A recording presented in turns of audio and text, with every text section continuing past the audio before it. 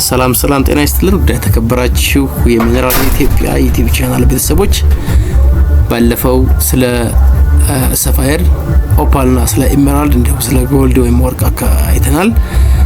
ዛሬ ደግሞ እጅግ በጣም ውድና በዓለማችን ደረጃ ታሪክ ቀያሪ የሆነ ማዕድን ይዘንላችሁ መጥተናል። ይህም እንግዲህ ዲያመንድ ወይም አልማዝ ይባላል። ቤተሰቦች ለዚህ ቻናል አዲስ ከሆናችሁ በአካውንትን እንግዲህ ላይክ ሰብስክራይብ እያደረጋችሁ ይህ ቪዲዮ ለሁሉም ኢትዮጵያውያን እንዲደርስ አድርጉ። ላይክ አድርጉት። መጀመሪያ ሰብስክራይብ እያደረጋችሁ ባንድ የምንቆይ ይሆናል። እንግዲህ በምድር ላይ ከሁሉ በላይ ዝነኛ የሆነ የከበረ ማዕድን ማን እንደሆነ እናያለን። መልሱ እንግዲህ እንደነገርኳችሁ አልማዝ ወይም ዲያመንድ ነው። አልማዞች በልዩ ውበታቸው በታላቅ ጥንካሬያቸውና እጅግ ውድ ዋጋቸው ይታወቃሉ።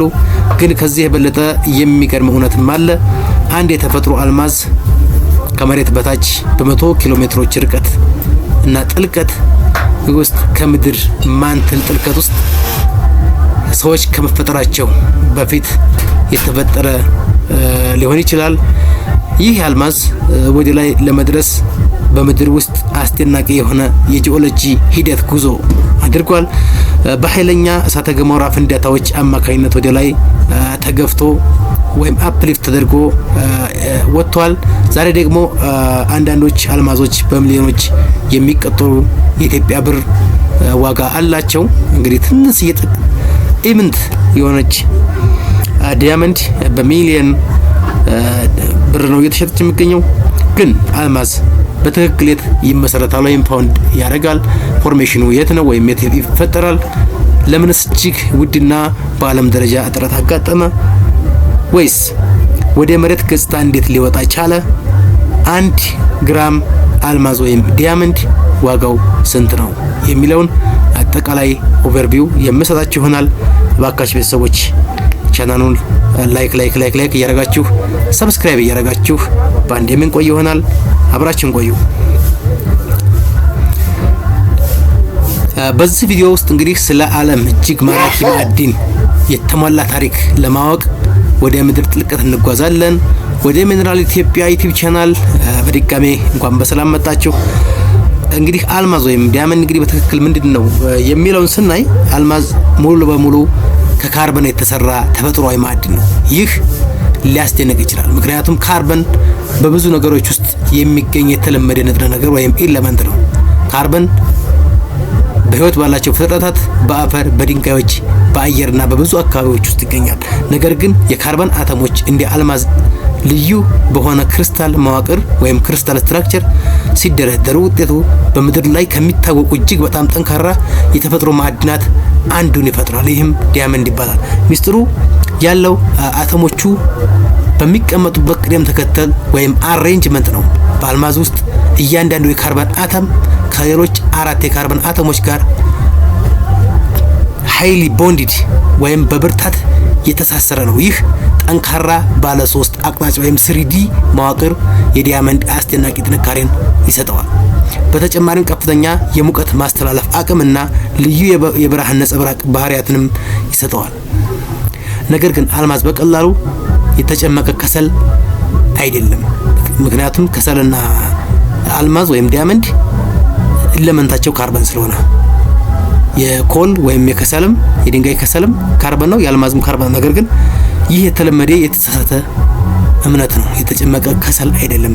ሳይንቲስቶች አብዛኞቹ የተፈጥሮ አልማዞች ከሰል ከሚገኝባቸው ንጣፎች እጅግ የበለጠ ጥልቅና በጣም ጥልቅ የምድር ክፍል ወይም ማንትል እንደሚፈጠሩ ይታወቃል። እውነተኛው ታሪክ መጀመሪያ ላይ ያለው በምድር ማንትል ውስጥ ከመሬት ቅርፊት ብዙ ኪሎ ሜትሮችን ርቆ ማንትል የሚባለው የመሬታችን ክፍል ውስጥ ነው። እንግዲህ አልማዞች የት ይፈጠራሉ የሚለውን ስናይ የተፈጥሯዊ አልማዞች በአጠቃላይ ከምድር ውስጥ ወይም በምድር ውስጥ በሚያስደንቅ ጥልቀት በሚገርም ጥልቀት ከ150 እስከ 700 ኪሎ ሜትር ጥልቀት ውስጥ ይፈጠራሉ። ቴምፐሬቸራቸው ወይም ሙቀታቸው እና ግፊታቸው በጣም ከፍተኛ የሆነበት መሬት ጥልቀት ውስጥ ነው የሚፈጠሩት።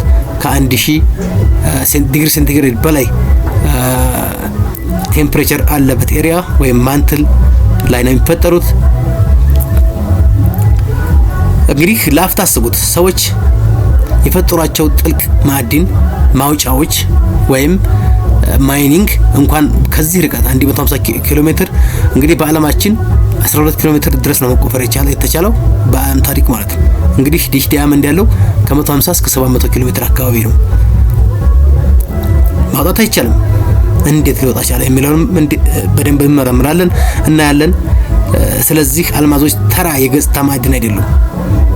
በጥልቁ የምድር ክፍል ማንትል የወጡ እንዲሁም ከአፐር ኮር ወይም ከአውተር ኮር ጫፍና ከማንትል ላይ የወጡ ማዕድናቶች ናቸው። እንዴት ሊወጡ ቻሉ፣ እንዴት ሰርፌስ ላይ ልናገኛቸው ቻልን የሚለውንም በእኔ በመናይ ይሆናል። ስለዚህ በዚህ ጥልቀት ውስጥ ግፊቱ እጅግ በጣም ከፍተኛ ነው። ቴምፕሬቸር እና ፕሬሸሩ በጣም ከፍተኛ ነው። የሙቀት መጠኑም እንዲሁ በጣም የጋለ ነው። ትክክለኛ የጂኦኬሚካል ሁኔታዎች ውስጥ ካርበን እንደ አልማዝ ሊለወጥ የሚችል ነው። ካርበንን ወደ አልማዝ የሚቀይረው እነዚህ ኮንዲሽኖች ናቸው። አንደኛ ካርበን መገኘቱ ነው። ሁለተኛ ደግሞ ከፍተኛ ቴምፕሬቸር እና ፕሬሸር ግፊትና ሙቀት መገኘቱ የአልማዝ መፈጠር ዋነኛው ምክንያቱ ማለት ነው። ሳይንቲስቶች ወይም ጂኦሎጂስቶች አልማዞች በተለያዩ የጂኦሎጂ ስቴቶች ሊፈጠሩ እንደሚችሉ ደርሰውበታል። ካርበን በፈሳሾች ወይም በማቅለጫዎች አማካኝነት ከማንትል ሊጓጓዝ ይችላል። እንግዲህ ሁለተኛ አንዳንዶቹ አልማዞች እጅግ የቆዩ ሲሆን ለብዙ ቢሊዮን ዓመታት ማንትል ውስጥ ተጣብቀው ማንትል ላይ ተጣብቀው ይቆያሉ። ስለዚህ አንድ የተፈጥሮ አልማዝ ሲያዩ በቀጥታ የምድርን ጥልቅ ታሪክ የያዘ አንድ የምንጠብታ እንደሆነ ቁጥሩ። ሌላው እንግዲህ የምናየው አንዳንድ የተሳሳተ አመለካከትም አለ። አልማዝ ከከሰል ይመጣልን የሚል ነው። ያው አይመጣም። አብዛኛው ጊዜ ተረት ነው። አልማዞች እንግዲህ በተለምዶ ከከሰል አይፈጠሩም። ከከሰል በአንጻራዊነት ላይ የሚገኝ የጂኦሎጂ ቁሳቁስ ነው። ከመሬት ቅርፊት ላይ የሚገኝ ወይም ክረስት ላይ የሚገኝ ነው። የተፈጠረው ከተከማቹ የተክሎች ቅሪት አካል ሲሆን ከምድር ቅርፊት ወይም ክረስት ጋር የተያያዘ ነው ድንጋይ ከሰል የምንለው ማለት ነው። የአልማዝ ምስረታ ግን ከማንትል ውስጥ በጣም በጥልቀት ይከናወናል። ግፊቱና አካባቢውም ፈጽሞ የተለያዩ ናቸው፣ ክረስትና ማንትል ላይ ያለው ማለት ነው። ነገር ግን ምንጭ ሊሆን ይችላል። የድንጋይ ከሰል ለአልማዝ መፈጠር ምንጭ ሊሆን ይችላል። ምክንያቱም ካርበን ሶርስ ስላለው ለዲያመንድ መፈጠር ኬዝ ሊሆን ይችላል እንጂ ከዛ ቀጥታ ከከሰል ወይም ከኮል ወደ ዲያመንድ የመሄድ ቻንስ የለውም ማለት ነው። ምክንያቱም ኤሪያው ራሱ የተለያየ ስለሆነ ማለት ነው። ስለዚህ አንድ አልማዝ ማለት የተጨመቀ ከሰል ነው ካሏችሁ ይህ ተረት መሆኑን ማወቅ አለባችሁ ማለት ነው። ካርበን እንዴት ወደ አልማዝነት ይቀየራል ለሚለው አልማዝ በተፈጥሮ እንደሚፈጠር በርካታ ሁኔታዎች መሟላት አለበት። ወይም ይሄ ካርበን የሚባለው ኤሌመንት ወደ አልማዝ እንዲቀየር ብዙ ኮንዲሽኖች አሉ። መጀመሪያ የካርበን ምንጭ መኖር አለበት። ሁለተኛ ካርበኑ ተስማሚ በሆነ የጂኦኬሚካል አካባቢ ውስጥ መሆን አለበት። እነዚህ ፒቲ ኮንዲሽኖች ቴምፕሬቸር እና ፕሬሸር ማለት ነው። ሶስተኛ እንግዲህ ግፊቱና የሙቀቱ መጠኑ አልማዝ እንዲረጋጋ ወይም ስቴብል እንዲሆን ማድረግ አለባቸው። ቴምፕሬቸር እና ፕሬሸር ብቻ መኖሩ አልማዝ እንዲፈጠር ምክንያት አይሆንም ማለት ነው። ስቴብላይዝ የሚያደርግበት ኤሪያ ላይ መሆን አለበት ማለት ነው። እንግዲህ ማንትል ላይ ጥልቀት ውስጥ የጂኦሎጂ ፈሳሾች ካርበንን ማጓጓዝ ይችላሉ። የጂኦኬሚካል ግብረ መልሶች አካባቢው ሊለውጡ ይችላሉ። ከጊዜ በኋላ አተሞቹ ወደ ክሪስታል መዋቅር ይጨመራሉ ማለት ነው። ክሪስታሉም ማደግ ይጀምራል በሂደት ማለት ነው። በዚህ ሂደት ውስጥ ትናንሽ ማዕድናት በአልማዝ ውስጥ ተይዘው ሊቀየሩ ይችላሉ ወይም ኢንክሉዥን ይባላል። ይሄ እነዚህ ጥቃቅን ነገሮች ለጂኦሎጂስቶች እጅግ በጣም ጠቃሚ ናቸው። ምክንያቱም ከምድር ጥልቀት ውስጥ ስላለው ሁኔታ ፍንጭ ይሰጣሉ ማለት ነው። እንግዲህ አልማዝ ሌላው ደግሞ አልማዝ እንዴት ወደ መሬት ገጽታ ሊመጣ ይችላልና እንዴት ሊገኝ ይችላል የሚለው ስናይ ይህ ደግሞ በጣም ወደሚገርም ክፍል ነው። አልማዞች ከምድር በታች በመቶዎች ከ150 እስከ 700 ኪሎ ሜትሮች አካባቢ ርቀት ጥልቀት ውስጥ ይገኛል። ሰዎች እንዴት ሊያገኟቸው ቻሉ የሚለው መልሱ በእሳተ ገሞራ ወይም ቮልካኒክ ትራንስፖርት አማካኝነት ነው። አልማዞች ወደ መሬት ገጽታ ሊወጡ የሚችሉት ኪምበርላይት እና ላምፖራይት የሚባሉ የዳይክ አለቶች ወይም ማዕድናቶችን እነዚህን አጣብቀው የሚችሉ ብርቅዬ ፈሳሽ እሳተ ገሞራ ማግማዎች አማካኝነት ነው። እነዚህ ማግማዎች ናቸው ኪምበርላይት እና ላምፕሮይት እነዚህ ማግማዎች ናቸው። እነዚህ ማግማዎች እንግዲህ ዲያመንድን አቅፈው ወደ መሬት ገጽታ ያመጣሉ ማለት ነው። ኪምበርላይት እንግዲህ በአልማዝ መፈጠር ከፍተኛ እና እጅግ በጣም ወሳኝ ዳይክ ነው። የኪምበርላይት ዳይክ የሚባለው ከማንትል ወደ ላይ የሚዘልቅ ጥልቅ የእሳተ ገሞራ ተነል ነው ማለት ነው፣ ወይም ስርዓት ነው። ፈጣን ፍንዳታ የምድርን ማንትል ድንጋዮችና አልማዞች ወደ ላይ ይረጫል። የአልማዞቹ ከዚህ ላይ ተሳፋሪዎች ናቸው፣ ትራንስፖርተር ናቸው ማለት ነው። ብቻ እነዚህ ዲያመንዶች ሌሎች ማግማዎች ጋር ተለጥፈው ይመጡና ሰርፌስ ላይ ይገኛሉ ማለት ነው፣ በኪምበርላይት እና በላምፕሮይት ማለት ነው። ፍንዳታው እንግዲህ አልማዙን አልፈጠረውም፣ ነገር ግን እንደ ትራንስፖርቴሽን ስርዓት ተጠቅሞበታል ማለት ነው። ሌላው እንግዲህ የምናየው ፕራይመሪ እና ሰከንደሪ አልማዝ ወይም ዲያመንድ የሚባሉ ናቸው። እነዚህ ዲያመንዶች የተፈጥሯዊ አልማዞችን ለማግኘት ሁለት ዋና የጂኦሎጂ ቦታዎች አሉ። እነዚህም ፕራይመሪ እና ሰከንደሪ ይባላሉ።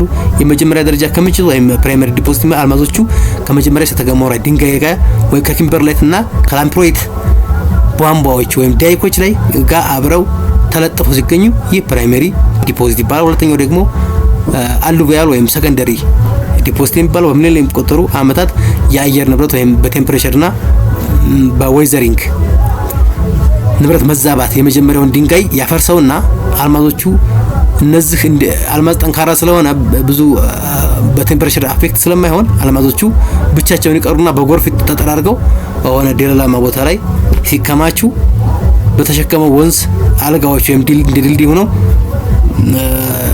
ይቀመጣሉ ማለት ነው። ጠጠር ውስጥ በቃ ይሳፈሩና እዛ ላይ ተጠራቅመው ይገኛሉ። ስለዚህ ጂኦሎጂስቶች አልማዝ ሲፈልጉ የሚያብረቀርቁ ድንጋይ ብቻ ላይ ሳይሆን ይልቁንም መላው የጂኦሎጂ ስርዓትን ይመረምራሉ ማለት ነው። ሌላው እንግዲህ አልማዝ ምን ይመስላል የሚለው ነው የምናየው።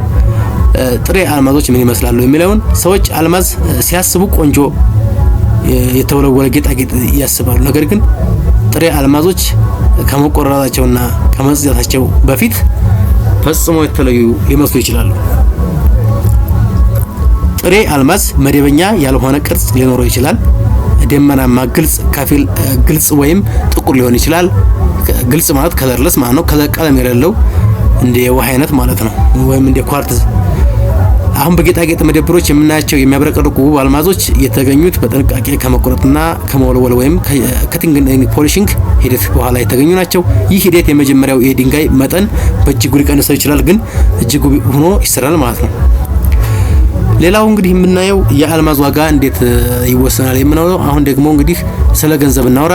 የአልማዝ ዋጋ በምን ይወሰናል? መልሱ ስብስብ ነገር ነው። ነገር ግን በታዋቂዎቹ ፎርሲስ ወይም 4 ሲዎች ይመራል ወይም ይወሰናል ማለት ነው። አንደኛ ከለር፣ ክላሪቲ፣ ካት ኤንድ ካራት የሚለው ናቸው። ቀለም፣ አልማዙ ከቀለም የጸዳ መሆን አለበት ወይም ከለርለስ ዲያመንድ ወይም አልማዝ ከሆነ እጅግ በጣም ውድ ነው። ሁለተኛ ንጹህ መሆን አለበት። በውስጡ በውጭም ጉድለትና ወይም ጥቃቅን ነገሮችን የሌሉበት መሆን አለበት። ሶስተኛ ቁርጥራጭ ነው። ከቲንግ ሲቆረጥ ብርሃን በሚገባ ማንጸባረቅ እንዲችል ተደርጎ የተቆረጠ መሆን አለበት። እንግዲህ አራተኛ ካራት ወይም ክብደት ነው። የአልማዙ ክብደት 1 ካራት ወይም 0.2 ግራም በላይ መሆን አለበት። ወይም 5 ካራት 1 ግራም አካባቢ መሆን አለበት። ግን አንድ ጥልቅ ነጥብ አለ። የ5 ካራት አልማዝ ወይም ማዕድንና የ1 ካራት አልማዝ ዋጋ ወይም ዳይመንድ ዋጋ በጣም ይለያያሉ። 1 ካራትና 5 ካራት ማለት ካራቱ እየጨመረ ሲሄድ ፐር ካራት ያለው ዋጋም ይጨምራል ማለት ነው። ትላልቅና ጥራት ያላቸው አልማዞች እጅግ ስለሚቀደሩ ዋጋቸው በጣም ከፍተኛ ይሆናል። ለምሳሌ በገበያ መረጃ እንደሚያሳየው የአንድ መካከለኛ ጥራት ያለው የ1 ካራት የተፈጥሮ አልማዝ ወይም ዲያመንድ ዋጋ $5350 ነው፣ የአሜሪካን ዶላር ማለት ነው። ለምሳሌ እንደጋ ደግሞ 2 ካራት ያለው አልማዝ ዋጋ ግን በጣም የዝን ባንስ 4 እጥፍ ይሆናል ማለት ነው። $19500 ይደርሳል ማለት ነው አሁን ባለው ገበያ። 1 ግራም አልማዝ ወይም ዲያመንድ በኢትዮጵያ ብር ስንት ይሆናል ለሚለው ሂሳቡን ነው። 1 ካራት 0.2 ግራም ነው። ስለዚህ 1 ግራም 5 ካራት ነው ማለት ነው። 5 ካራት ያስፈልጋል 1 ግራም ለመሙላት። አንድ ጥራት ያለው የተፈጥሮ አልማዝ ወይም ዲያመንድ በአማካኝ በካራት 5350 አካባቢ ይሸጣል። በካራት እንግዲህ ካራቱ እየጨመረ ሲሄድ ዋጋውም እንደዛው እየጨመረ ይሄዳል። ለምሳሌ 5 ካራት ወይም 1 ግራም ዲያመንድ 26750 የአሜሪካን ዶላር ይሆናል ማለት ነው። አሁን ባለው የኢትዮጵያ ምንዛሬ 1 ዶላር 162 የኢትዮጵያ ብር ሲሆን 1 ግራም አልማዝ በግምት ወይም ስናባዛው 4 ሚሊዮን 300 ሺህ የኢትዮጵያ ብር ይሆናል ማለት ነው። ነገር ግን እዚህ ላይ መጠንቀቅ ያለብን ነገር አለ ማለት በኢትዮጵያ የሚገኝ እያንዳንዱ አልማዝ 4.3 ሚሊዮን ብር ዋጋ አለው ማለት አይደለም። የአልማዝ ዋጋ እንደ ጥራቱ፣ ቀለሙና ውበቱ እጅጉን ይለያያል። ሌላው የምናየው እንግዲህ እጅግ በጣም ወሳኙ በኢትዮጵያ ውስጥ አልማዝ ይገኛል ወይስ አይገኝም የሚለው ነው። ይህ ታሪኩ ወደ ኢትዮጵያ ስንመለስ የኢትዮጵያ በጂኦሎጂ በጣም የተራቀቀች ሀገር ናት። እንደ ኦፓል፣ ሰፋየር እና ኤመራልድ የመሳሰሉ የከበሩ እጅግ በጣም ውድ የሆኑ ሀገራችን ማዕድናቶች ሀገራችን ውስጥ ይገኛሉ። ነገር ግን ስለ አልማዝ ስንናገር በሳይንሳዊ ጥንቃቄ መሆን አለበት። ማንኛውም የሚያብረቀርቅ ድንጋይ አልማዝ ነው ማለት አይደለም። የኢኮኖሚ ዋጋ ያለው የአልማዝ ማዕድን ለማግኘት ጥልቅ የጂኦሎጂ ፍተሻዎችና ምርምሮች ያስፈልጋሉ። አንድ ሰው በኢትዮጵያ ውስጥ ጥርጣሬ የሚያጭር ግልጽ ክርስቲያኖችን ካገኘ ወዲያውኑ አልማዝ ነው ማለት የለበትም። በሙቀት ማስተላለፍ፣ በግፊት መቋቋም እና በልዩ የጌጣጌጥ ላቦራቶሪ ወይም ጂኦኬሚካልና ሚነራል ላቦራቶሪ ውስጥ መመርመር አለበት ማለት ነው። ይኖራል ኢትዮጵያም ውስጥ። ቦታውን እንግዲህ ደግሞ ቀጣይ የምናየው ይሆናል ማለት ነው። እንግዲህ አልማዝ ሁለት አይነት ነው። በተፈጥሮና የላቦራቶሪ አልማዝ በማለት ወይም ዲያመንድ በሁለት ይከፈላሉ። እንግዲህ ላቦራቶሪ የሚመረተውና በተፈጥሮ የሚመረቱ እውነተኛ አልማዞች ናቸው ወይ? አዎ እውነተኛ አልማዞች ናቸው። ላቦራቶሪ አልማዞች ከተፈጥሮ አልማዝ ጋር ወይም ዲያመንድ ጋር ፍጹም አንድ አይነት ናቸው። የኬሚካል ስብጥርና ክሪስታል መዋቅር አላቸው። ልዩነታቸው የሚመጡበት ምንጭ ላይ ብቻ ነው ወይም ሶርሳቸው ነው። ተፈጥሯዊ መሬት ጥልቅ ከማንትል በሚሊዮን ዓመታት ውስጥ የተፈጠረ ነው። የላቦራቶሪ ዲያመንድ ደግሞ በቴክኖሎጂ በኤችፒ እና በሲቪዲ እጅግ በአጭር ጊዜ ውስጥ ይመረታሉ። በመሆኑም ዋጋቸው ከተፈጥሮ አልማዞች ጋር እጅግኑ አነስተኛ ነው፣ አይገናኝም ማለት ነው። እንግዲህ እንደ አጠቃላይ አልማዝ ሲያው እንግዲህ አስደናቂ መሆኑን ማወቅ አለባችሁ። እንግዲህ ዋጋውም ተነጋግረናል። ከምድር በታች እንግዲህ በብዙ ኪሎ ሜትሮች ርቀት ላይ የተፈጠረ ከማንትል ውስጥ በሚሊዮን ዓመታት ቆይቶ በድንገት በእሳተ ገሞራ ላይ ወጥቶ በሰዎች እጅ የገባ የምድር እጅግ በጣም ውድ ማዕድን ነው። እንግዲህ ለዛሬ ያዝንላችሁ ይህን ነበረ። ይህን ቪዲዮ ከወደዱት እንግዲህ ላይክ፣ ሼር፣ ሰብስክራይብ ያድርጉ። ስለ ምድር ማዕድናት፣ እሳተ ገሞራዎችና ስለ ድንቅ ጂኦሎጂ ተጨማሪ ቪዲዮዎችን ለማግኘት ሚነራል ኢትዮጵያ ዩቲዩብ ቻናል ሰብስክራይብ ያድርጉ። አስተያየት ካላችሁ ደግሞ በአስተያየት ያናግሩኝ። ስለተከታተላችሁ እናመሰግናለን። ሌላ ጊዜ በሌላ ኮርስ እስክንገናኝ መልካም ሳምንት።